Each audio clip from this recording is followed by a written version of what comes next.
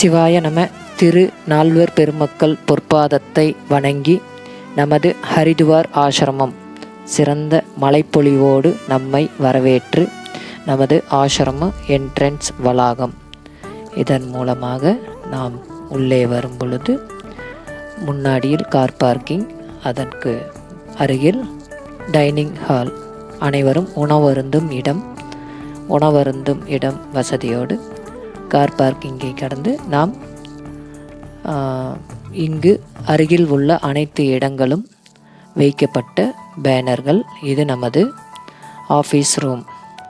இங்கு தேவையான பக்தர்களுக்கு தேவையான மாலை, ருத்ராட்சங்கள், ஸ்படிக மாலை அனைத்தும் இங்கு நமது ஆசிரமத்திலும் உள்ளது.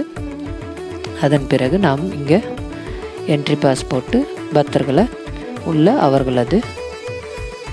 அவர்கள் தங்கும் அறைக்கு அனுப்பி வைக்கிறோம். இது நமது ஆசிரமத்துக்கு உள்ளே வந்தால் நமது ஆலயமும் உள்ளேயே அமைந்துள்ளது. இது நமது ஆசிரமத்தின் வராண்டான்னு சொல்லுவாங்க தமிழில். இங்கே அனைவரும் கொஞ்சம் இயற்கையோடு காற்றோட்டமாக அமர்ந்து பேசலாம். இளைப்பாறுவதற்கான ஒரு பெரிய இடங்கள், ஒரே நேரத்தில் ஒரு 50லேருந்து 100 பேர் வரைக்கும் உட்காரலாம். இப்போ நம்ம ஆசிரமத்தோடைய ரூம்ஸை பார்க்குறோம். ஒரு ரூம்ஸில் 3 பெட்டு, 6 பேர் வரைக்கும் தாராளமாக தங்கலாம். நல்லா பெரிய ரூமு நமது ஆசிரமத்தில் இயங்கிக்கிட்டு இருக்கு. மொத்தம் ஒரு 12 அறைகள் இது போன்ற உள்ளது.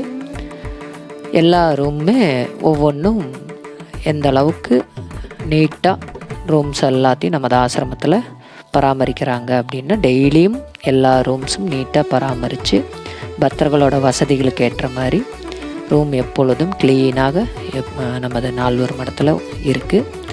அதுபோக அனைத்து ரூம்களும் சரி, இங்கு உணவு முறைகள் எல்லாமே பார்த்திங்கன்னா நீட் அண்ட் க்ளீனாக எப்பொழுதுமே இருக்கும்.